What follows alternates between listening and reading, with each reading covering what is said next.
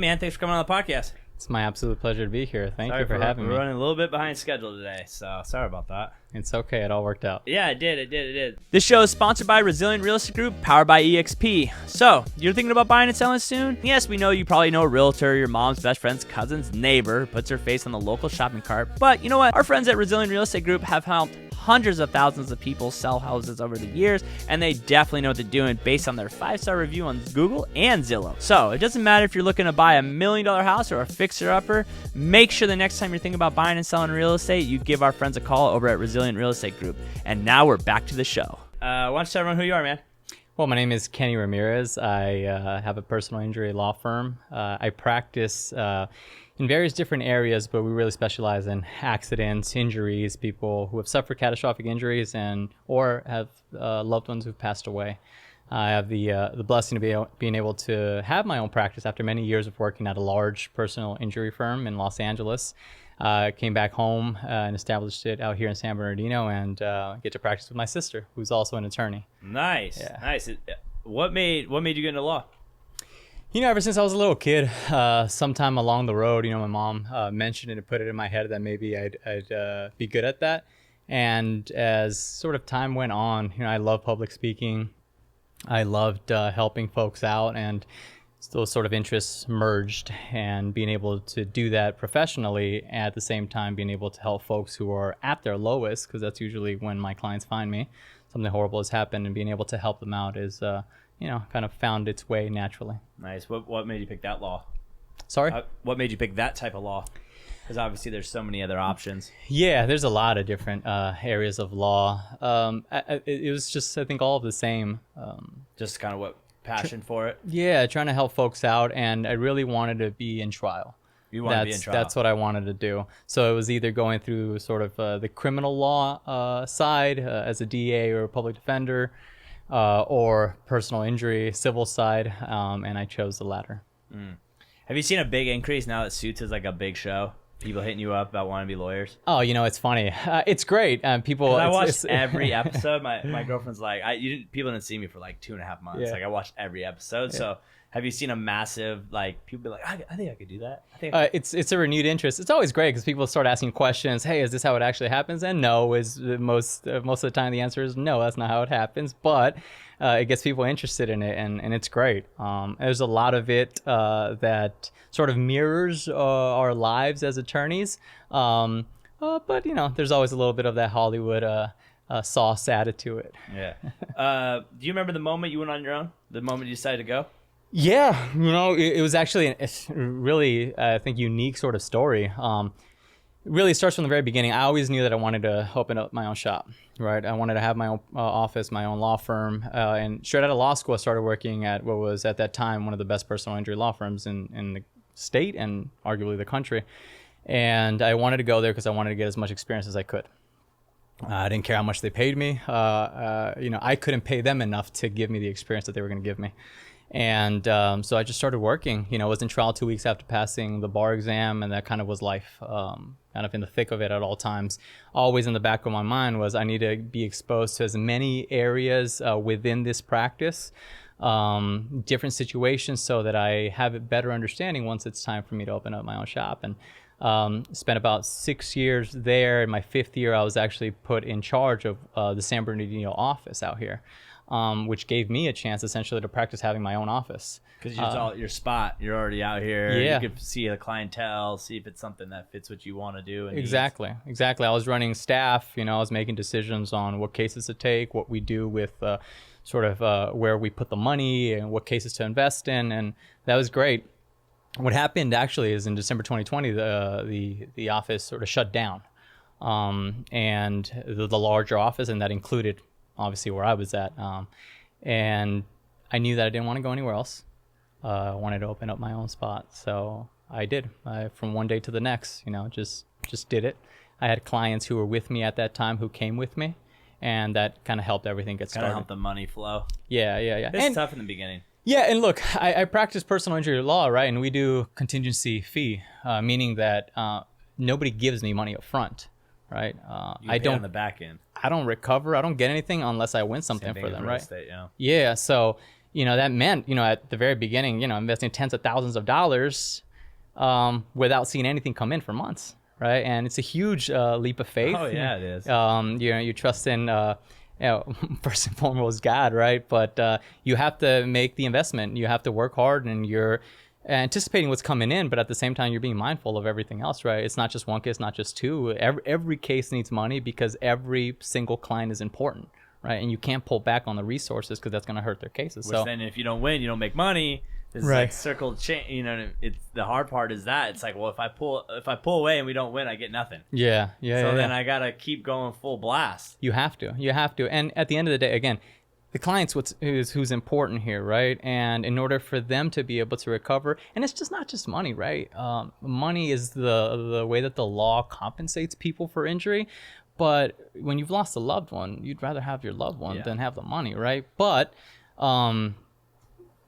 not just the money, but it's some sort of closure and hope back in their lives. It's sad too sometimes where people get a number, and even though you won, then it's like that's what that person's life cost was.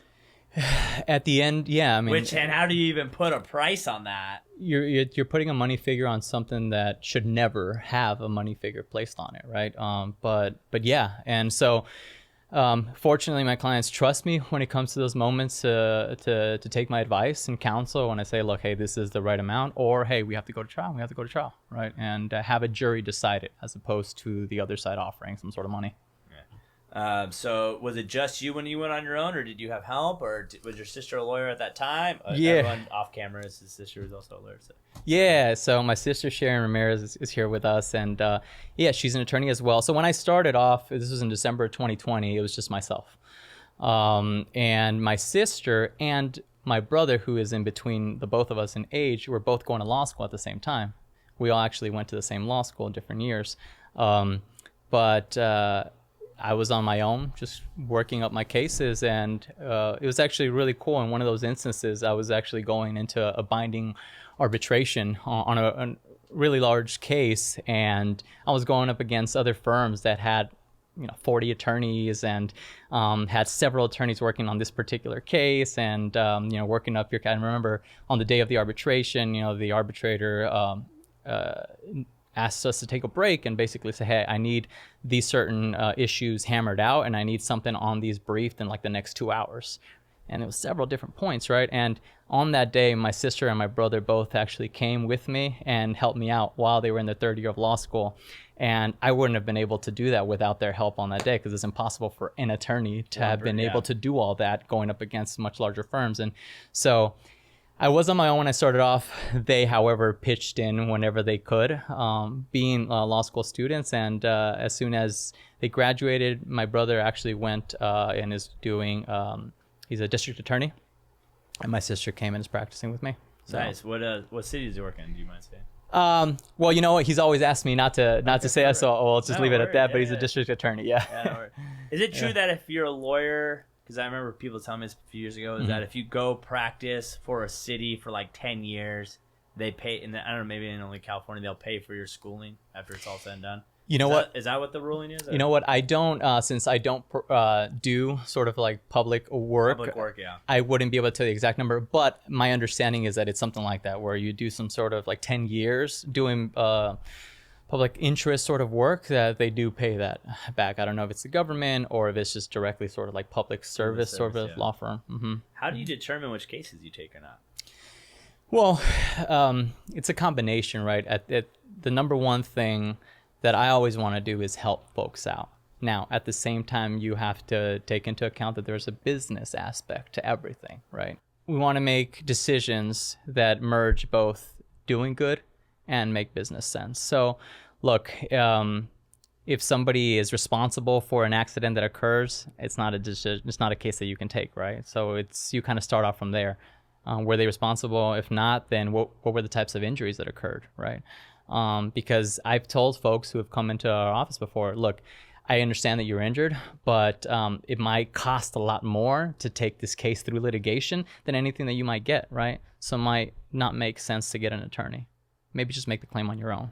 And, I'll give you a couple of tips, but it might make sense for you to do it. Now, If it's a situation when someone has suffered serious injuries or has a loved one who died in an accident, then, instinctively you think, okay, this is something, and some folks who really need some help.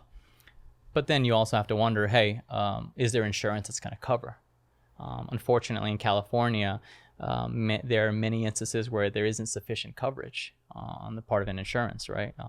In California, the minimum is $15,000 that you have to carry when you're driving a vehicle, for example, a 1530 policy. And if you have a loved one who died as a result of an accident by someone who only had a 1530 policy, $15,000 is nothing for someone's life, right? But we'll help them out get that, but that's not something that necessarily business-wise that you think like, you're going to make a lot of money off of this, right?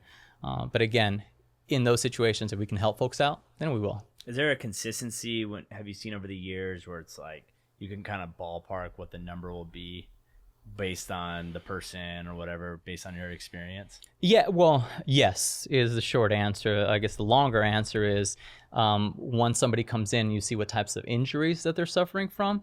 Our understanding over the years of sort of back pain, right, backaches. Have they gone to the hospital? Did they get any imaging? Let's take a look at the records, right? There's a difference between something that might simply be like soft tissue injuries and something that might be a little bit more structural, right? Something happened to their spine, something happened to their bones. But listen, a lot of times insurances try to downplay the significance or how badly someone's back is hurt. But I'll tell you from personal experience, from someone who's been suffering through back pain since 2018, I know how much an ache that won't go away affects your entire life. Oh, yeah. It changes everything. Now, you're dealing with that every single day, right? And that is a figure that, we'll make an argument that becomes monetized, right? And that's what you make the argument for. That's sometimes we'll have some of our clients want to sue people. And I try to explain to them, like, one, it's going to take forever. Two, if there's no like value they can put on your stress is not that's not really something that someone's going to make money on. Like there has to be some type of damages. Right. And that's something I learned when I first got into real estate. Where I was like, oh, well, we'll just sue them. It's like, well, how much is the damages? What's going to be the actual number? And then there might not be no number. Right. Because you're dealing a lot with real estate issues or fights or people like that's why who's calling me right now, a seller that he's freaking out about something. And there's all these little things that people stomp their feet, but sadly, we don't have a lot of power sometimes. Like I've had people where renters stay in their house for 3-4 months without paying rent, and we're evicting them and we're taking them to court and all this stuff. And I'm like, cool, yeah, we won the judgment, but they don't have any money. So you now got to take them to collections, which then they still don't have any money. So you're not going to get anything. Sorry. And it's your time. It's your time for sure. And it's stress. You're thinking about it. It's taking up a lot of time. And you know what? You're right. At the end of it, there doesn't have to be. Anybody can file suit on anything, really, right? But if you're going to recover something, particularly in the line that I'm at, in the area of practice that I'm at, there has to be some sort of injury, right, that you can anchor everything else from, right?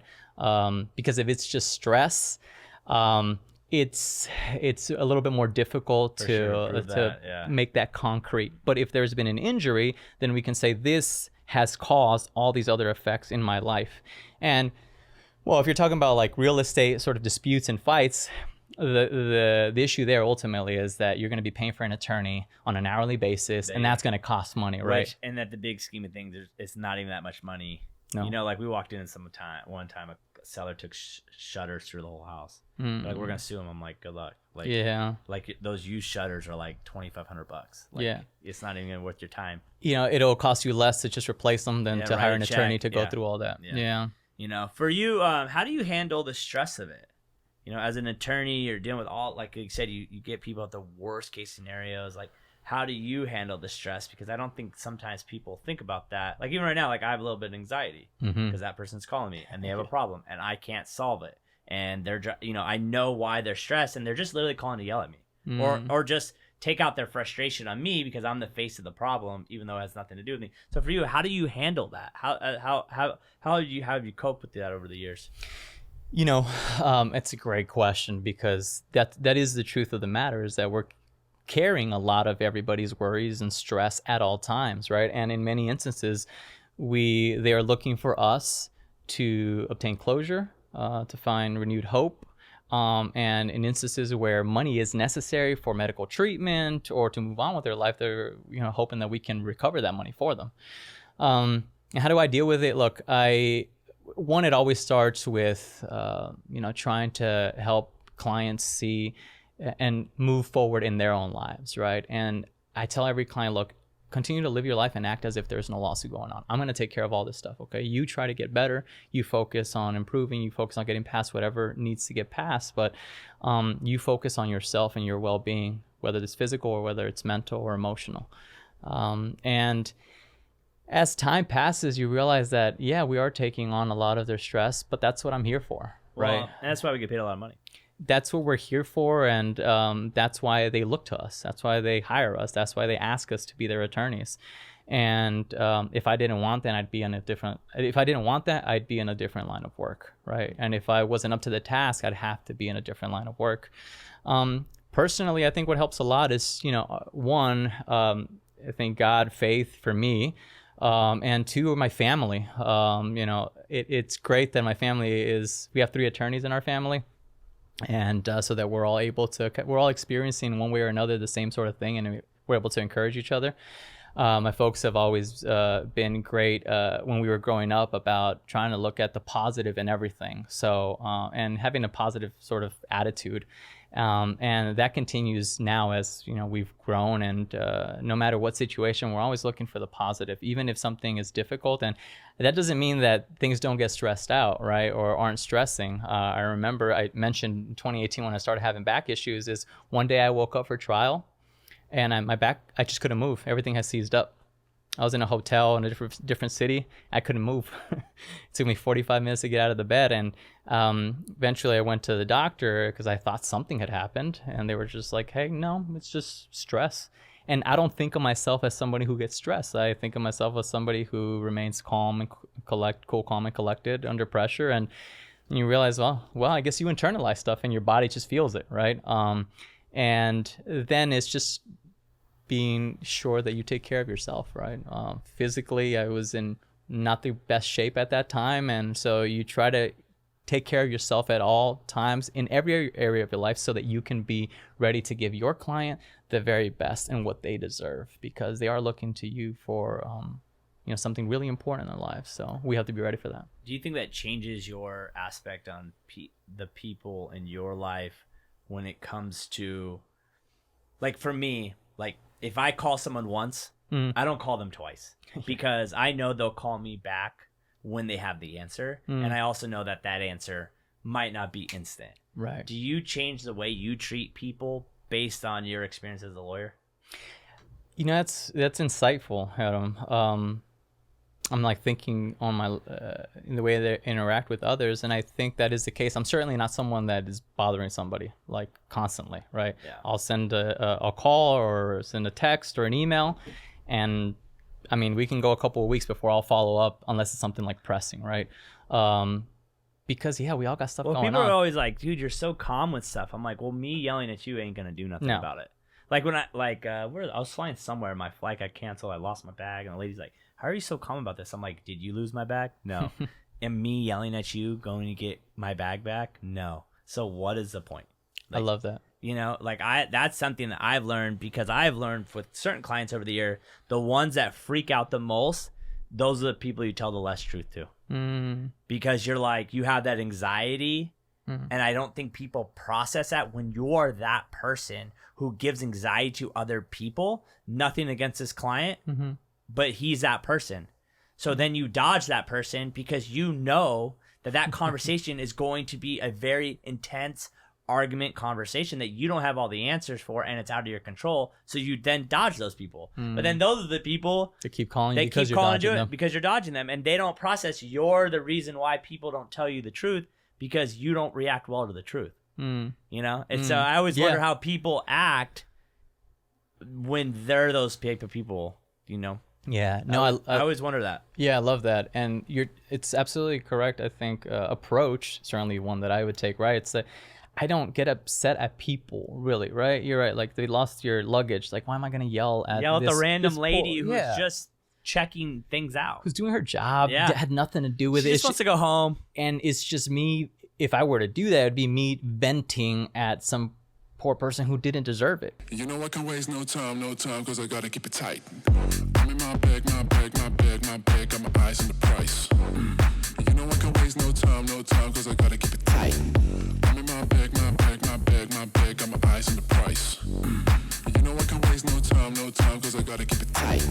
Give me the bass, give me the beat. I'm in my bag, this round is on me. Give me the bass, give me the beat. I'm in my bag, this round is on me. Give me the bass, give me the beat. I'm in my bag, this round is on me. Give me the bass, give me the beat. I'm in my bag, this round is on me. Then with clients, for us, it's so important from the very beginning. Honestly, I've made decisions on who to represent based on who they are and how they've presented to me when they come, right? And there have been people I've said, you know what, I'm not the person for you, right? Like, but here's a couple names of some other attorneys, because I also know where that relationship is going to lead, and we might not be compatible, right? And it's important to have those conversations at the very beginning with clients, right? It's not that because clients they're adults, I'm not being disrespectful at all, but it's important for us to be able to educate our clients in the very beginning. This is how this process is going to go. This is how our relationship is going to be. And I am here for you. My clients have my cell phone. Yeah. And that's a lot of people with my cell phone. For somebody who grew up being very very introverted, I like my alone time.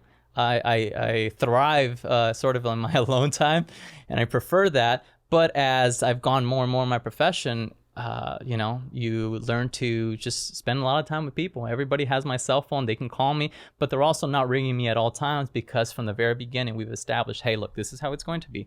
I'm going to call you if there is something important that you need to know in a decision that you have to make. Otherwise, there's nothing going on. But if you have any questions at any point, feel free to reach out to me. And to date, thankfully, unfortunately, we're not getting many of those frantic calls. Now, sometimes there are situations where there's an active... it's always when you're at the 23rd hour. That is like... Mm-hmm. That is what everyone doesn't realize. And then it's always like right at the end. Mm-hmm. And what sucks sometimes is then it puts that client bad taste in their mouth when it's like, this is just sometimes the process. Right. Yeah. It's high pressure sort of situations, Yeah. right? Whether it's trial or mediation, arbitration, whatever it is, or a deposition, preparing them for a deposition, right? Certainly, I can see how those situations, don't always bring out the best in people, but us having a relationship with our clients helps, and having, I say, educating them, and I mean that in the most respectful way possible, but sort of educating them on how a relationship is going to work, and this is how it's going to be. So how do you handle working with family? You know what? I've heard many stories of different sort of family situations. I will say that for me, it's been a joy. We're a very close family. Growing up, my folks and I came to the States when I was 2 years old. I'm 34 now. And because of that, all our family was in Guatemala. We kind of just grew up with ourselves.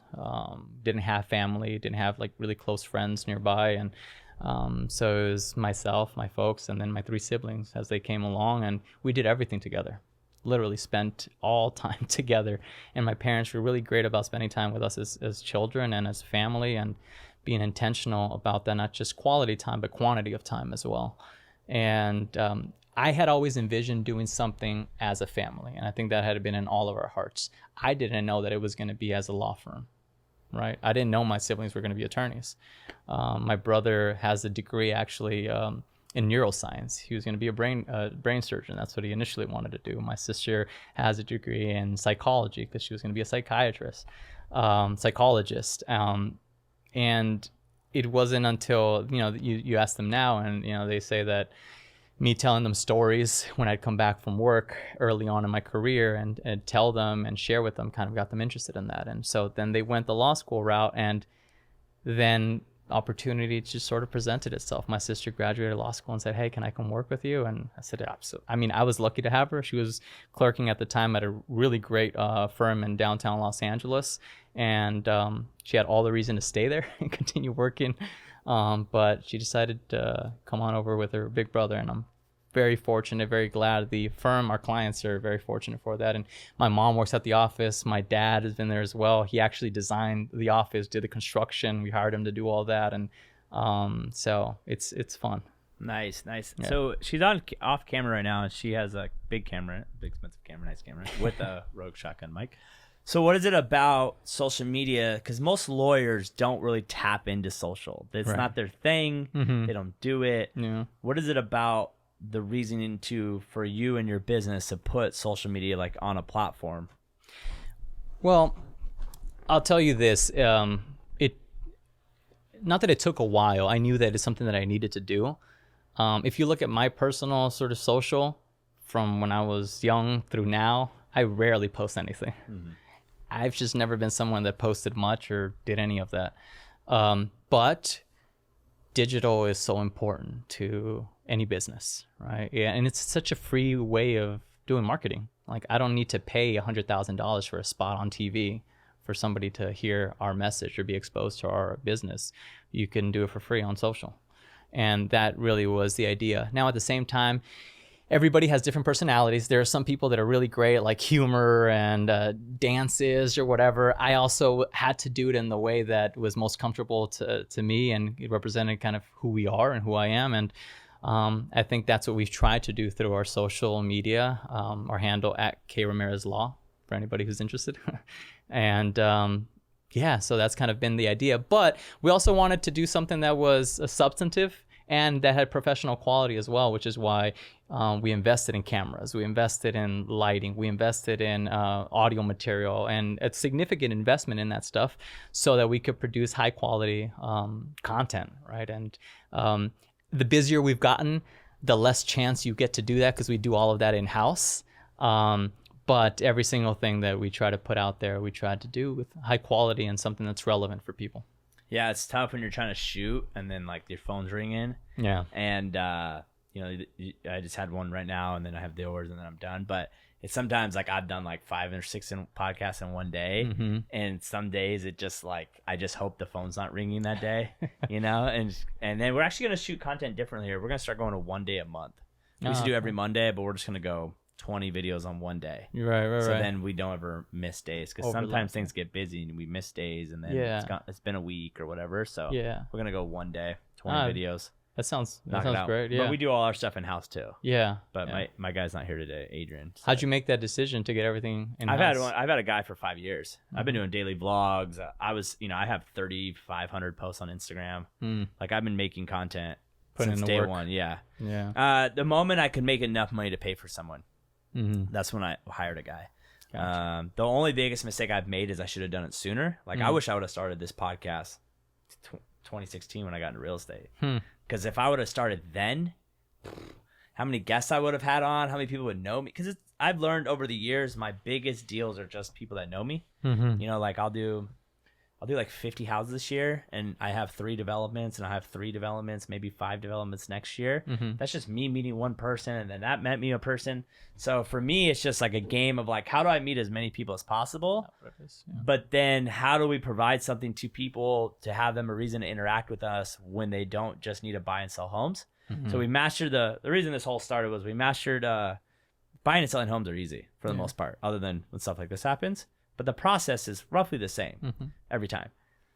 Then it was, okay, what else can we offer to our clients? Not just, because I used to hate realtors, and I try to be as real as possible.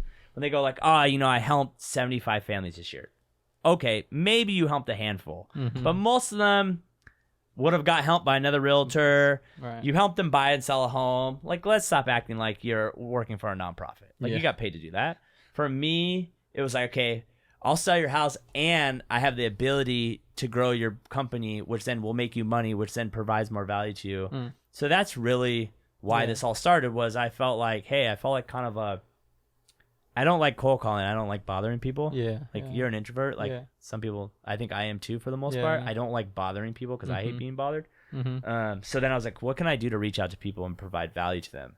And that's why we started doing this. Like when I go to like chamber events and stuff, like I don't even have a real estate card. I have a podcast card.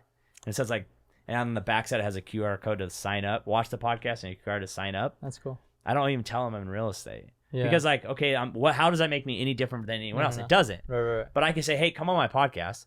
Then we could chop it up for an hour. Then you like me. Then I like you. And then maybe hopefully down the road you use me as a real estate agent. Yeah. Because that's what funds all this. Yeah. That's the big game. Right. Yeah, so that's what I did.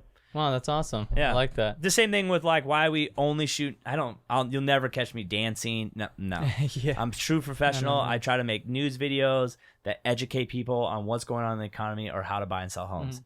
I don't want you hiring me because I have TikTok. I don't want you hiring me because I have corgis. I want you to hire me because I'm the best person you think can hire me. Yeah. That's it. Yeah. I don't want to be. I try to treat it like being a lawyer. I'm not here to be your best friend. I'm not here to drop off cookies at your house. I'm here when you need me. That I will handle everything. As great as it when clients call me, he's calling me because he's called everyone else. I already know it because they've told me, and they can't solve the problem, so he's calling me. Right. And I have only proven that every time there's a problem, I can solve it. That's it. I don't want. Listen, if I don't send you a Christmas card every year and you don't hire me because of that, more power to you. Right. Don't care. Yeah, and look, I mean that's part of being authentic, right? And if you try to be somebody else, if you try to be the person that's dancing, you can't be as good as somebody else at being them. Exactly. You know what I mean? So it's like I have a buddy Nate he's a realtor. He makes great skits. He's super funny, but I am not that funny. And if I tried to make those skits, it would take me months. I would never want to do it because I'd feel stupid, and I would never shoot that. So I just shoot news videos. Because it works. Yeah. You know, and I'm hoping that helps someone out. And they go watch that video and go like, oh, that makes sense. Or, oh, that helped me out. Or, oh, I could pay my mortgage off earlier. Right. Same thing. Yeah. You know, me dancing, what value does that give to you? Maybe a little happiness, but I'd rather not. Yeah. You're providing a service, not just a moment. Exactly. I'm here to provide service. And at the end of the day, that's what, you know, we have a rule that we don't count any posts that a new agent could post. That doesn't count as a post. So if I post something that a brand new realtor could post and you watched it and you couldn't tell how many years I've been in it and how much experience I have versus that person, I don't count that as one of my posts on social media. It doesn't work. Sure. Because you're not separating yourself. Right. Yeah. There needs to be a differentiator. Yeah. So I'm very impressed. I hope you know. Like just all that stuff. That's a great camera, great mic, the lighting, because the stuff does add up. And if you're gonna do it, do it all the way. Yeah. Yeah. Yeah, no, and I'm fortunate, again, Sharon, in addition to just being an attorney and part of my French, but just kicking butt, she's also doing all the social media stuff, right? Yeah. And that is 24/7, means she's working all the time. Are you the one that responds to DMs? Is that your job? You respond to all the DMs? Both of us. Yeah. Oh, okay. Yeah. I'm bad at responding. You're bad at responding? Yeah. It gets tough after a while.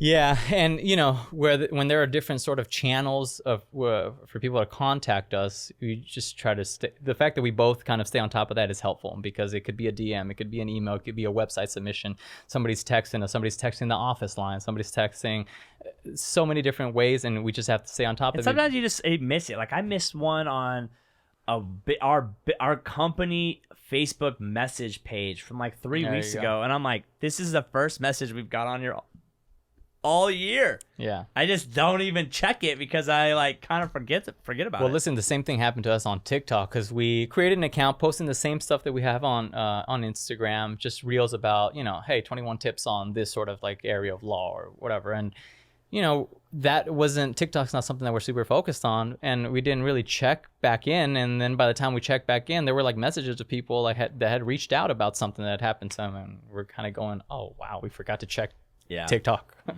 because it's not something that's at the forefront of our minds, right? Yeah, so. And you just don't think that platform's going to bring in that type of client, which, I mean, that's a big mistake some people make. Is that.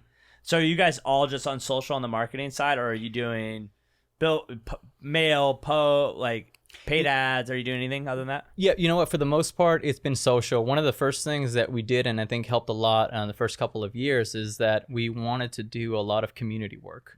And so we did free legal sort of fairs, and I brought in attorneys from different areas of law, people who did immigration, people who did criminal defense, people who did probate, real estate, whatever. Just bring them in and then provide that as a service for the people in our community, right? So that's how we got exposure, I think, to a lot of people as well, because people would sign up, come in for their appointments on a Saturday, right? Free legal consultation. Nobody was charging anything.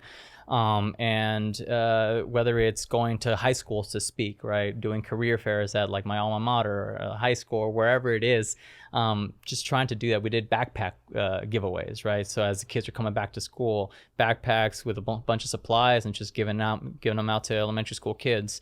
We want to be in addition to our community, right? So there was the digital media, there's social rather, there's the sort of boots on the ground sort of efforts. And, you know, we've put out scholarships as well. We have scholarships at the law school where we're really, since we all went to the same law school, really care about the law school, and we're glad for what Loyola Law School did for us and how they helped prepare and just giving back to students. So there is no TV right now. But, you know, we're getting a lot of important sort of marketing and exposure through the social side, and then SEO, right? Yeah. It's all the website stuff, and be mindful of all of that. Is there ever moments where you like kind of step back and reflect on the scenario that you're in, that you have your own law and your sister's a lawyer, your brother's a lawyer, and your family are immigrants, and you came here when you're 2? Like, is there any moments that like you just kind of like, oh shit, I'm doing it? Yeah, you know, at every single moment, well, I'll tell you what, this happens a lot when I like leave the office at night. Our name is on the side of the building, right? It's a large building. It says Law Office of Kenny S. Ramirez. And when I'm leaving at night and I look up, you have one of those moments where you go, oh, you're really grateful, thank God, and fortunate to be able to do it with family, right? When we're walking out of the office and it's all of us, it's always really cool as we're going down the elevator and just chatting about cases, and it's our family. Yeah. So really fortunate to be able to do this together and to help folks out. Yeah. It's always that moment where you're like, I'm actually pulling it off. Yeah, and you know what? Listen, the job's not done yet, right? The goals are still there. There's still much more to be done. We're getting started. And so that's what's exciting, is that, yes, I'm glad. We are fortunate, there's that blessing, but my dad has this saying, and it's guided me since I heard it when I was a little kid, and he said, look, wherever you are, be happy, but never satisfied. It is really rough, and maybe that's why certain people are in positions that they are, is that they are never satisfied. Mm-hmm. But sometimes it's like, should I be satisfied? Mm-hmm. And should I enjoy this moment? And should I just be happy? And it's like, but then it's like, is that the skill or the self trait has the only reason I'm in this position? And it's like that balance of like, sometimes I hate sometimes for us, like I'm already thinking 2024. I'm like, all right, what do we got for 2024? What we got going on? We need to do this and that. Like 2023 is over, even though it's October. The year's everything we have in the pipeline. Cool. You're moving on. We got to move on to the next year. Do you ever, is there things that you try to do to stay in the moment and to turn off obviously you're running a business, like turn the brain off when you go home, or are you someone who is 24/7 or someone who does that? Yeah. I mean, you always find those moments to sort of turn it off, for lack of a better phrase, right? With family, we love watching movies, go to the theaters together, just hanging out. But if I'm honest with myself, if I am not, pushing forward, if I'm not thinking about, hey, how do we do this better, or how do we move forward? If I'm not actively trying to improve myself as well, I saw like the books that you had out there, love many of those books. I read many of those books, and if I'm not working on myself, if I'm not creating a vision for our office, for my family, if we're not trying to push forward, then I will just remain stagnant. Right. And I want, rather than, there's no staying in place, really. You're moving backwards if I'm not moving forward. And not that's why I say, I love the phrase, be happy, but never satisfied, because, hey, look, I still have to look up and go, wow, this is great. Like, we get to do this as a family. We get to help folks. We get to, we've gone on vacations. We never went to vacations when we were kids. We never had that money. We never had that chance. But now we've gone as a family to Hawaii, right? We've gone this other place. And it's great that, so having those moments where you go, wow, this is great, and I'm super happy, but there's still more. I got to go back to work to pay for this. But there's still more. There's still more, right? And I think I if I'm honest with myself, I need that in my life to I've always worked hard, and in my mind has always been my family. I want to provide my folks the opportunities that they didn't have because they were raising us. And, my dad woke up 4 a.m, would come back at night, like 10, 11 o'clock at night every day because he's working construction and he needs to make ends meet, right? My mom's taking care of us every single day. She's the one that pushed us on education. And they formed a great team, but they made a lot of sacrifices. They didn't have friends growing up, right? It was just us because they were just focused on us. I feel like that was, how old are you? I'm 34. Okay, I'm 36. I feel like how old are your parents? Well, they're just 20 years older than me. They had me when they were very young. So my parents are in their 60s now. And I feel like the same thing. We were coming up in the 90s. My parents didn't, my dad worked 6 days a week. My mom worked. They didn't go out. They didn't have friends. I don't know if it's maybe like, then I see my sister who's 39 who's like always going out with friends. She has 3 kids. I'm like, is it like social media thing now where people are just hanging out more or but my parents didn't have friends either. Like, my dad never went out. He went to work. Yeah. He had Thursdays off. That was it.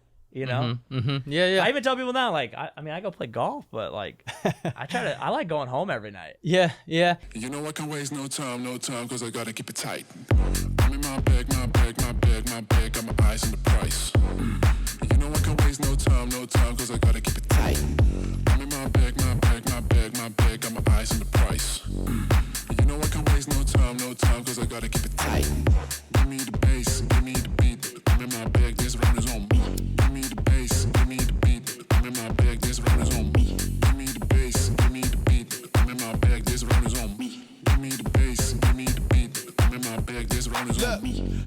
And, part of that's ingrained in us now as well, like why we love spending so much time together. But for me growing up, it was that. It's like, look, I see actively like what my parents are sacrificing because I also might see what other folks, what other kids' parents were doing, right? Or the lives that they lived. And I wanted to always pay my folks back. And not just that, I enjoy my dad. I tell everyone, look, my dad's my best friend, right? I love that man. And my mom, I love my mom, right? And we spend time all the time and we're together. And I want to do life with them, want to do life with my siblings, my brother, my sisters.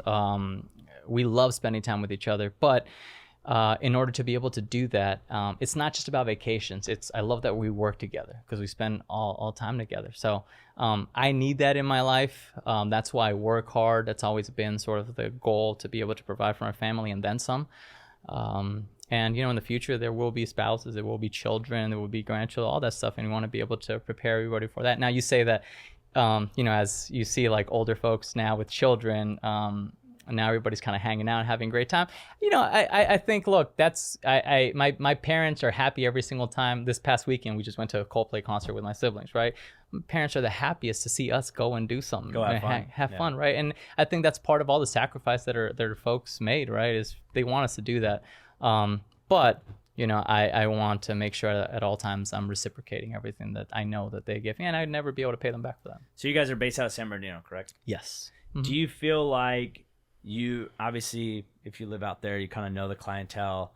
Do you think that gives you more passion because you can see like the type, like it's like you're probably like, those are my parents, like those are my people. This is does that kind of fuel you more to really fight for those people? Certainly when there is overlap, right?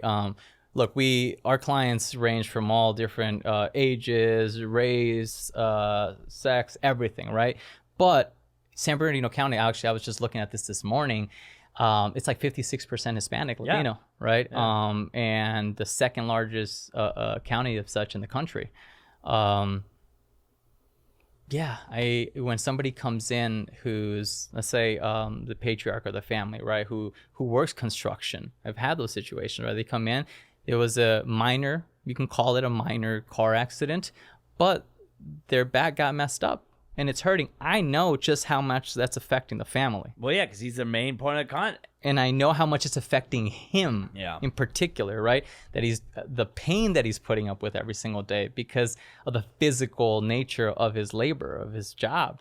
And then how that trickles onto everybody else in the family as well, right? So look, staying on the sort of like the father who works, right, and does all that, they won't say anything. If you ask them how everything is good, how are they feeling? Great.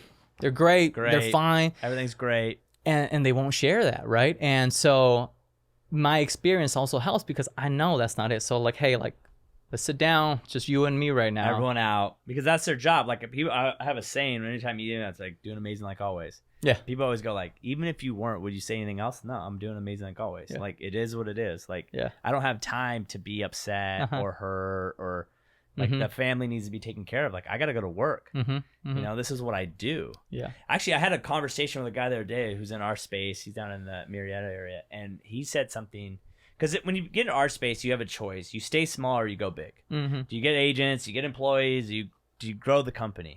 And we were sitting down, and we were having that conversation. We're like, hey, like, what do you want to do? Do you want to grow? Do you not want to grow? And, hey, I'm struggling with getting employees. I'm struggling with agents. What are you doing? And he goes, I got to go really, really big. And I'm like, why? And he goes, he has 5 kids. He's like, I have 5 kids. My wife's to stay at home. Yeah, we've made a lot of money, and yeah, I have a life insurance, and yeah, all these things. But if I die tomorrow, my company's done. There goes all the money. Done. But if I create a company and become a CEO, if I die, they'll just hire another CEO. I'm replaceable at that point. I'm not replaceable right now. And I was like, oh my God, like, I never thought about how to push so hard where if something does happen to you, the family still is taken care of even after you're gone. I was like, whoa. I was like, I'll feel like a jerk if I don't go grow a big company now, because then I'm telling my family, like, well, if when I leave, good luck, you know? But you know what? Those friendships, those connections are great because they also push you. Because they do. Because it pushes you, right? It gives you something new, a new vision, or whatever it is, an amplified vision, or just, if anything, competition as well, which is great for us, Also, right? Like, you're like, you know what? Yeah, I want to do that too. It just gives you insight that you're not seeing. And I think that's reading, podcasts, videos. It's like all about just showing you a perspective that you're just not thinking of. And then and then seeking that perspective and then figuring out what you're going to do with it. Maybe it's nothing. Right. Maybe you just like read a book. I mean, how many books have you read that you're like, that could have been 12 pages and I could have just been done with it. Do you, how often are you having to keep, because that's probably something tough for you guys too, I assume, as being a lawyer, is like, always keeping up with everything new, what's going on in that space. Do you take time out of the week? Do you take time out of the day? How do you keep up with all the changing laws and everything? You know, I will say this about the legal community, and we're a part of various bar associations. Live in groups, right? And we're actually board members in several, and like officers in some, and it's great because all these associations have what's called like CLEs, continuous learning, sort of like opportunities. And, you know, those are great opportunities done now through Zoom, which is, you know, Zoom is making it so much easier. You don't have to go anywhere for that, right? Just during lunch, like pop something up and here, there's been a change in law. Somebody's going to talk about it. So like, boom, it's on your mind now, right? So, you know, and that's really all it is. You just want to stay up to date with, okay, this has changed. When I encounter that, I have this information to make sure that I'm on top of it. Yeah. What was a big shock from what was something you didn't expect going from law school to being a lawyer? I hope you know you're next. I know you're off camera, but I would love to know your answer on that question. Yeah. Because it's like everyone watches Suits. It's the same thing with me. Everyone watches Selling Sunset. The only difference is it only takes 6 weeks to get your real estate license. So everyone watches Sunset or Flip or Flop or whatever. And then they get into real estate and then they're like, this is nothing what I thought. Like, yes, it is nothing what I thought. So for you, like, what was something you're like, oh, it's going to be this way. And then you're like, oh, shoot, it's nothing like that. Yeah. Well, I'll tell you what, from law school to the first couple of years in practice, everybody always tells you about the work and the quantity of it. And I knew that I was up to it and I would meet it. But man, it was a lot, right? And particularly for someone, as I mentioned earlier, that I wanted to get as much experience as possible. Well, that's why you're there. I wasn't sleeping. That's why you're there. It's the reality. I wasn't sleeping. I was living out here and working in downtown LA too. Crazy. So I just didn't sleep. I you know, many instances where it was like back-to-back nights where you don't sleep. There was one weekend from Friday through Monday where I didn't sleep at all. I was just like at my desk, something needed to be done, and like I got it done, but you don't sleep. And I don't regret a minute of it because it helped me, work ethic and in many different ways. But wow, it was a lot, and there was a lot of travel. I can't even do that. Like, yeah, if I don't get 6 hours now, I'm worthless. Oh, now, yeah. Oh my god, the older I've got. Like for me, like there's a big difference between 7.5 and 8 hours of sleep nowadays. Oh my god, like it is terrible. I mean, you also get more efficient, right, as you get older, because like now I can do something that would take me a lot longer back then in a shorter amount of time now. But absolutely, man. I've had a couple of back-to-backs just recently, and you go, "Whoa, this does not feel the same." I mean, I feel terrible just eating fast food before bed. Now it's crazy how much, and it shifted really quick. Like 33, I was okay. 34, I started feeling it. 35, definitely. 36 now, I'm like, whoo. Yeah. I mean, it's crazy. What about you? What was a big shock from school to this? I think certainly, jumping right into the business part of it. Jumping into more of the business side of it. Majority of my friends, I would say all of them, right? You go work at a law firm. But you went straight to your brother's company. Straight learning how to run a business, how to be a lawyer too at the same time. Understanding marketing, finances, delving into a lot of things, and figuring it out. So I think that's like I said, maybe you see Suits and they're going to court every day and we do go to court. That's part of the practice. But definitely, I'm very, and it's exciting for me too. It's exciting for both of us to be able to not just practice law, but to be able to run a business as well. Business is probably the hardest thing, even for me. Like, if I could go back, I would have hired someone to run my business because I am not a great business owner. I don't have P&Ls. We're finally doing P&Ls now. Just like it was like fly by the seat of your pants and.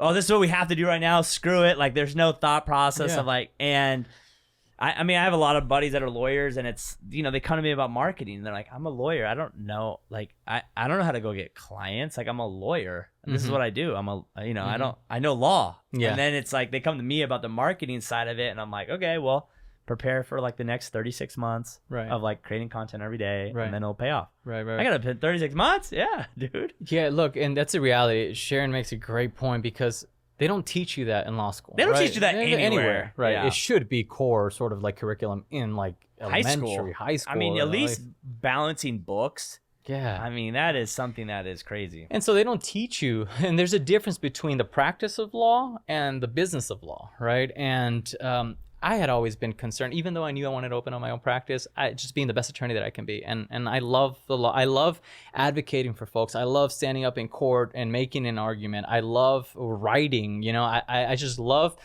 thinking of new arguments and how to win your case, how to present the case better. It gives me juice and it's exciting. But you open up your own practice. Now you're into the business of it as well. And I will tell you the truth. Look, I'm enjoying that just as much, if not more, than the practice of law now. But you're coming into it as a blank slate kind of. And despite how many books you've read, despite how many sort of the podcasts you've read, until you're doing it, until you're exposed to it on a day-to-day basis, until you have to make decisions on policies and procedures or like what kind accounting of insurance or I cover, all that stuff. What payroll company we use? Do I pay myself quarterly? Do I pay myself? Yeah.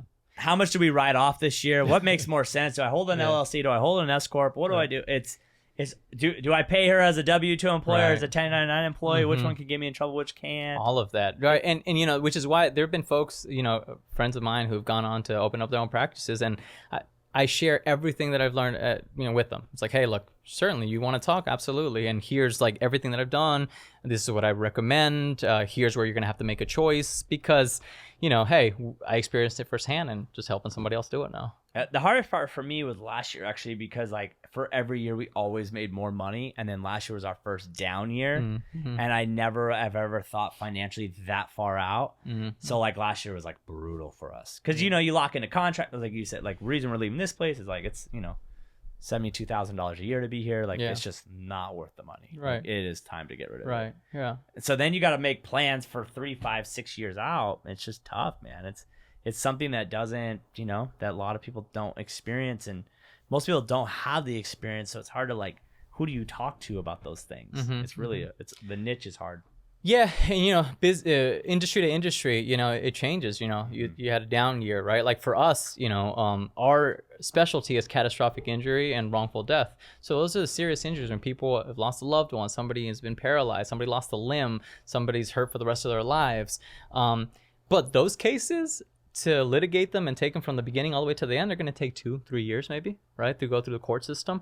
Now, all that time we're also paying into it, investing in that case, but you don't see anything until like the 30 year, right? So that is our specialty. That is what we do. And so we have those cases, but then you look around and go, hold on a second. we have X amount of cases in our caseload right now, but those aren't going to resolve for like 2-3 years. How about in the next 6 months, right? So, which is something that I'd never done, sort of like the smaller pre-lit cases, 1530 policy, $50,000, $100,000 policy. Just to make a quick little turnaround. And, you know, it started off because just helping a friend of a friend, a lot of things kind of go. You're like, oh, I'll help them. Sure, I'll help them. And then we realized, wow, you know, we can actually give them great attention and great service and give them the resolution that they need on these cases with a quick turnaround, and it's not affecting what we do either. So then that started kind of building off now. So now we also have cases and caseloads where it's sort of quote unquote smaller injuries, but people really are injured because, you know, it affects their life, right? It's what's going on in their life, but the turnarounds are quicker now, right? So it helps folks. And then in terms of the business, you're also, you know, people call it like keeping the lights on, right? Yeah. You also have that money that's kind of which you have to think about. And it's almost like this window that you kind of forget that you need that until you get really established, where then you're closing the big ones one a month or whatever. It's like to fill up that filler time. I tell people all the time, give me like a 600,000 house I can turn and put over the weekend and sell it in 30 days.